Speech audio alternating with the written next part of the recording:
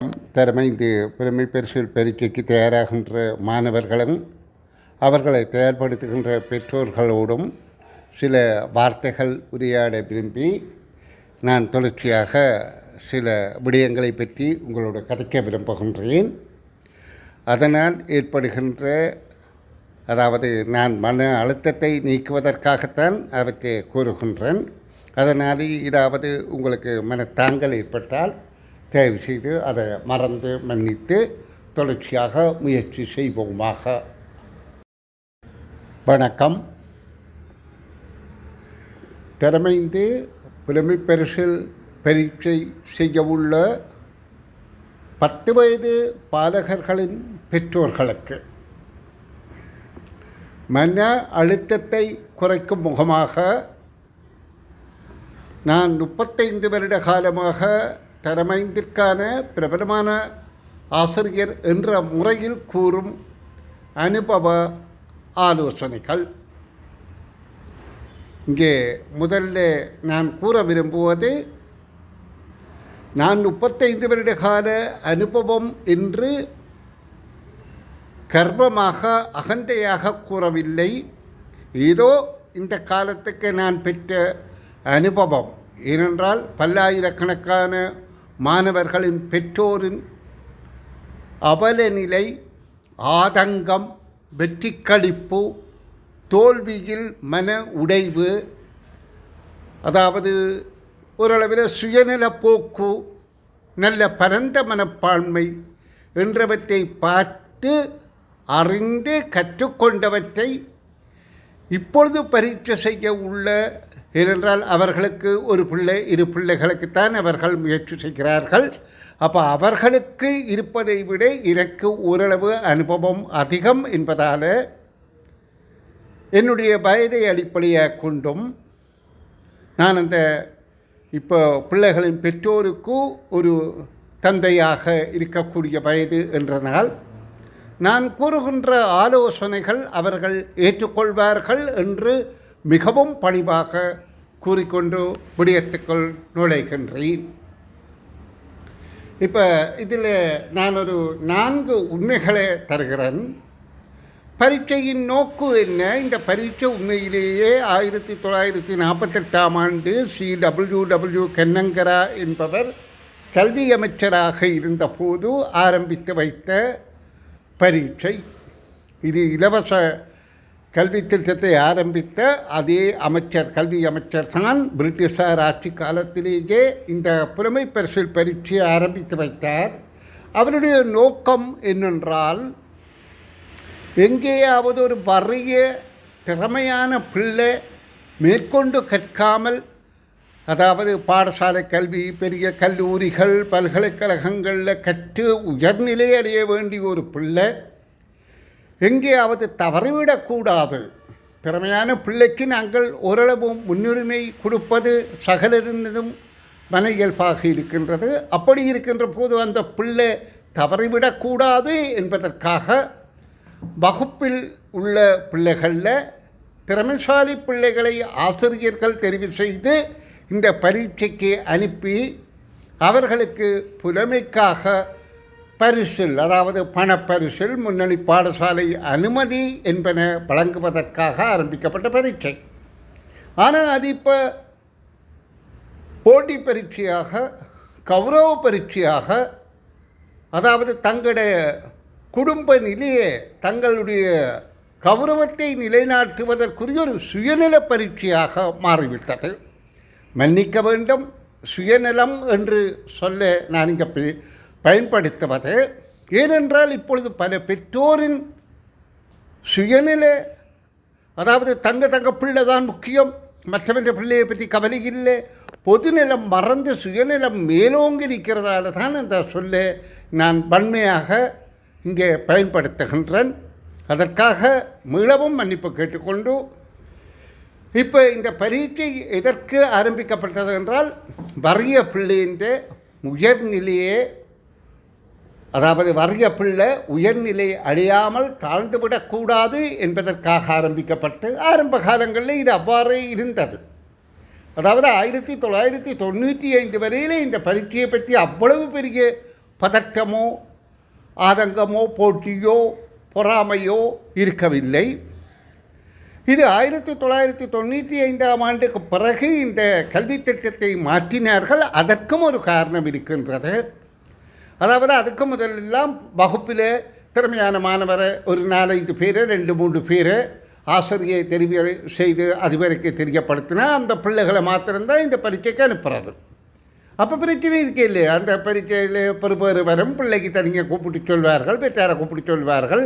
அந்த பிள்ளையை முன்னணி பாடசாலையில் அனுமதிக்கிறதுக்கு அவர்கள் அனுமதி கொடுப்பார்கள். அப்படியாக அந்த பரீட்சை ஒரு நல்ல சுமூகமாக போய்கொண்டிருந்தது.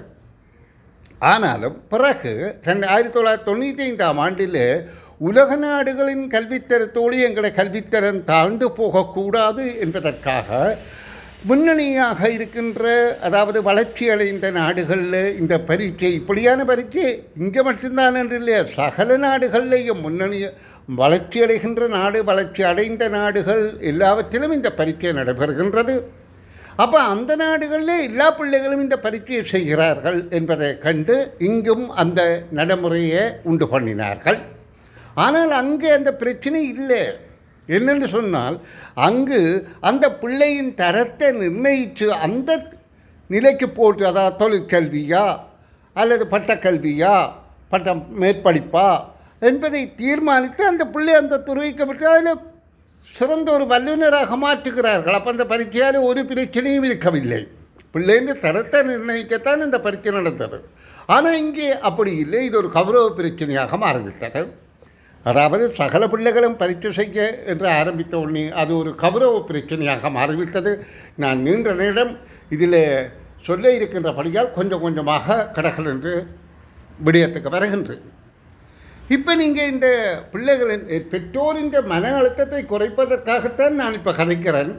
சில வேளை அவர்களை குற்ற வேண்டி இருக்கின்றது காரணம் என்றால் நீங்களே புரிந்து கொள்வீர்கள்.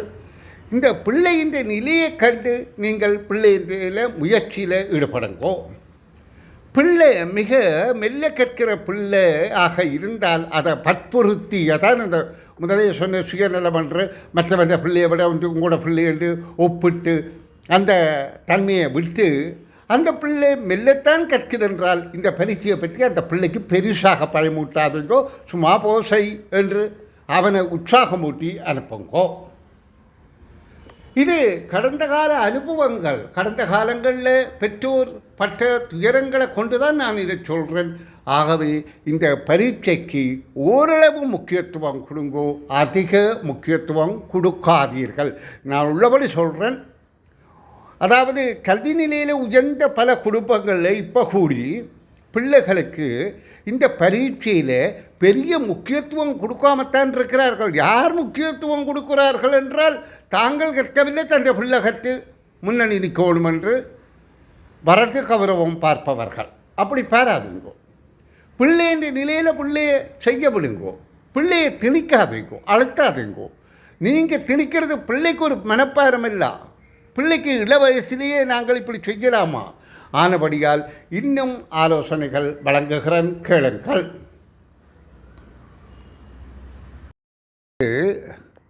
நான் சில வேளை இதில் பெற்றோருக்கான மன அழுத்தத்தை குறைக்கின்றேன் என்று விட்டு மன அழுத்தத்தை கூட்டுகின்றேனோ தெரியாது என்று ஒரு மன உணர்ச்சி எனக்கு படுகின்றது. ஆனபடியாக தயவு செய்து இந்த பிள்ளைகளின் வழிகாட்டலில் நான் உங்கள் பெற்றோரின் நலன் கருதித்தான், அதாவது என்னுடைய பிள்ளைகள் போல கருதித்தான் இந்த கருத்துக்களை சொல்கிறேன்.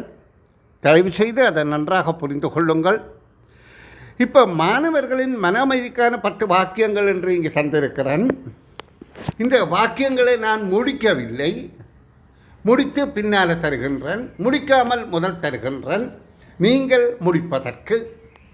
ஏனென்றால் இந்த பரீட்சை என்ற நோக்கம் வெற்றி புள்ளிக்கு மேலே பெற வேணும் என்றிருந்தால் அதுக்காக அழுத்தமாக பயன்படுத்தாமல் ஆதரவாக வழியில் போய் வெற்றியை அடைவோம்.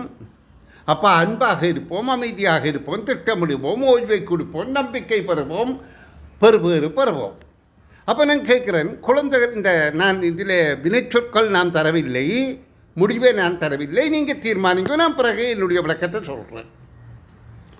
குழந்தையின் முயற்சியை முதல்ல பாராட்ட வேணுமா, அல்லது அவனுக்கு குறை சொல்லி நீ பத்தாது, அந்த பிள்ளையோடைய பிடிப்பார், அவன் நல்ல கட்டிக்காரன், நீ பத்தாது என்று சொல்லி அந்த பிள்ளையை மலங்கடிக்கணுமா? வெட்டிப்புழு பயிர் இப்போவே அந்த பிள்ளைக்கு வெட்டிப்புழு இப்படி வரும், இந்த வரும், நீ இந்த வெட்டிப்புழு எடுக்க மாட்டாய், எடுப்பாய், அதாவது இந்த பயத்தை குறைக்க வேணுமா, கூட்ட வேண்டுமா? தினமும் ஒழுங்கான நேரத்தில் படிக்க பழக்கணுமா, இல்லை கண்ட நேரமெல்லாம் படிக்கப்படலாமா? படிக்கிற நேரங்களில் சிறு இடைவெளிகள், அதாவது பிள்ளை கொஞ்சம் நேரம் படிச்சுட்டு ஓடிந்து சமையல் அறையில் சமைக்கிறத பார்க்குது, சாப்பாடை பார்க்குறதால் உடனே அடித்து கழித்து ஓடி போய் படி என்று சொல்லுவதா? அடுத்தது நித்திரை கொள்ள விடாமல் இரவு பகல் என்று பிள்ளையை தூங்காமல் எழும்பு 4 மணிக்கு 5 மணி பொழும்பு என்று சொல்லி திரும்ப படுக்கிறது 11 மணிக்கு படுக்க வைத்து விடிய 5 மணிக்கு எழுப்பி 4:30 மணிக்கு எழுப்பினால் அங்கே பிள்ளை 5 மணி நேரம் தான் படுக்கலாம். ஒரு பிள்ளை 8 மணி நேரம் குறைந்த நேரம் படுக்க வேண்டும். அப்போ அந்த பிள்ளைக்கு நித்திரை தூக்கம் இல்லாமல் பண்ணலாமா, அல்லது ஆரோக்கியமான உடல், அதாவது பிள்ளைகளுக்கு உடல் ஆரோக்கியம் மன ஆரோக்கியம் வேணும் என்று சொன்னால் நல்ல சத்தான உணவுகளை தேடி ஊட்டுங்கோ, அதை நீங்கள் செய்வீர்கள் என்றால் நான் சொல்கிறேன். மற்ற குழந்தைகளோடு ஒப்பிட வேணுமா, ஒப்பிடக்கூடாதா? அடு பக்கத்து வீட்டு பிள்ளையை பார், அந்த பிள்ளை அல்ல அண்ணன் பிள்ளையை பார், தங்கச்சிங்க பிள்ளையை பார், பெரியப்பாட பிள்ளையை பார், அந்த பிள்ளை மாதிரி இன்னொரு வர முடியாதா என்று சொல்லி ஒப்பிட வேணுமா, ஒப்பிடக்கூடாதா? பிள்ளை தவறு விடுவது இயல்பு, எல்லாருமே தவறு தான் விடுகிறோம். இப்போ நான் செய்கிறது கூட சில பல தவறாக இருக்கலாம். அப்போ ஆனால் தவறு அமைதியாக இருந்து அவர்களுக்கு விளங்கப்படுத்தி ஆதரவாக இருங்கள். நீங்கள் அவர்களுக்கு சப்போர்ட்டாக இருக்கணும் மொழியே எதிரி அல்ல. மற்ற பிள்ளைகள் விளையாடுவதற்கு ஓய்வு நேரத்தை நன்றாக அவை இந்த விரும்பின துறையில் கழிக்கிறதுக்கு சந்தர்ப்பம் வழங்க வேண்டும். பரீட்சை நாளில் நம்பிக்கையோடு அனுப்புங்கள், நல்ல பெறுபேறு பெறலாம். இப்போ நான் விடயத்தை தரேன் 10 ஆலோசனைகளும். அதாவது குழந்தையின் முயற்சியை முதல்ல பாராட்டுங்கோ, பெருவேற்று பயத்தை பற்றி வெட்டுப்புள்ளி பயத்தை பற்றி விட்டாதுங்கோ. தினமும் ஒழுங்காக படிப்பு நேரத்தை அமைக்க ஒரு குறிக்கப்பட்ட நேரம், படி 5 6 மணி வரை படி, பிறகு ஸ்கூலுக்கு போவா, பிறகு வந்து படு, நித்திரையை கொள், சாப்பிடு, அப்படி என்று சொல்லி ஒரு நாளைக்கு குறைந்தபட்சம் 8 மணி நேரம் தூங்க முடியுங்கோ. அதிகாலையில் எழுப்பி படிப்பிக்கிறது இன்னும் சிறப்பான பயிற்சி. இரவில் 11 மணி வரைக்கும் வைத்த பிள்ளையை கறக்கிறத விட பிள்ளையை இரவில் 8 9 மணிக்கே படுக்கைக்கு விட்டு அதிகாலையில் எழுந்து படிப்பிக்கிறது மிகச்சிறப்பான செயல். அது எல்லாராலும் முடிவதில்லை. காரணம் என்னென்று சொன்னால் அது உற்சாகமுள்ள பெற்றோருக்குத்தான் சாதகமானது. சரி, படிக்கிற நேரம் இடைவெளியை விட சொல்லி கேட்கிறேன் என்னடா, பிள்ளை ஒரு இது அறிவு மனம் சார்ந்த விடயம். அப்போ இதற்கு அந்த பிள்ளைக்கு ஓய்வு தேவை. நல்ல நித்திரையை கொள்ள விடுங்கோ, ஆரோக்கியமான உடல் உணவை கொடுங்கோ. மற்ற குழந்தைகளோடு எந்த காரணம் கொண்டும் ஒப்பிடாதீங்கோ. அவனை விட நீ சிறப்பு என்று சொல்லி அந்த ஒப்பிடும் பிள்ளை, அவனை விட நீ குறைவென்றதும் ஒப்பிடும் பிள்ளை, அவனை விட நீ சிறப்பானது என்று ஒப்பிடும் குறைவு. அப்படியாக விளையாட்டு ஓய்வு நேரங்களில் தாராளமாக கொடுங்கோ, பரீட்சை நாளில் அனுப்புங்கோ, நல்ல படுங்கோ. இப்போ மாணவர்களுக்காக சில ஆலோசனைகள் சொல்கிறேன். இதே விடயத்தைத்தான் விளம்பர சொல்கிறேன். என்ன, தினமும் ஒரு நிரந்தர நேரத்தில் படியுங்கோ. விடிய 5லேருந்து 5:30 5:45 6 மணி வரையில் படியுங்கோ. அப்புறம் பாடசாலையில் போய் பாடசாலை டேபிளுக்கு இப்போ படியுங்கோ. அப்புறம் மாலையில் வந்து விளையாடுகள், உங்களுக்கு ஏதாவது பொழுதுபோக்குகள் இதாக பாருங்கோ. நித்திரை செய்யுங்கோ, பகலில் நித்திரை செய்யலாம், அதில் ஒரு தவறும் இல்லை. ஏனென்று சொன்னால் இரவில் போதிய அளவு நேரம் பத்தாமல் இருந்தால் பகல் 1 மணி நேரம் தூங்குவது 1 மணி அல்லது அரை மணி நேரம் அல்லது 2 மணி நேரம் கூட 1.5 மணி நேரத்துக்குள்ளே தூங்குறதால அந்த பிள்ளைக்கு ஒரு நாளை 2 நாளை பயன்படுத்துகிற மாதிரி உட ஆரோக்கியம் வருகின்றது. உடலுக்கும் ஒரு நன்றாக இருக்கின்றது. உடற்பயிற்சிகளையும் முக்கியம். அப்போ தினமும் நிரந்தரத்தை படிக்க பழங்கோ. பாடங்களை சிறு பகுதிகளாக பிரித்து படிக்க பழங்கோ. புதியாத விடயங்களை ஆசிரியர்களிடம் கேளுங்கோ அல்லது உங்களோட மூத்தவர்களிடம் கேளுங்கோ.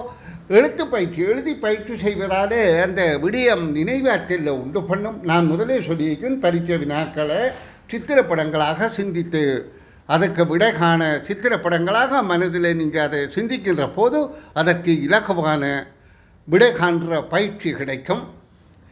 கடந்த கால பழைய வினாத்தாள்களை பாருங்கோ. அரச பரீட்சைகள் முக்கியத்துவம், மற்ற உணவு சரியாக இருக்கணும், ஒவ்வொரு நாளும் கொஞ்சம் கொஞ்சம் செய்யணுமா, இந்த வருஷ பேப்பர் இந்த 4 நாளுக்கு செய்து முடிக்கணும், அடுத்த வருட பேப்பர் இந்த 4 நாள்.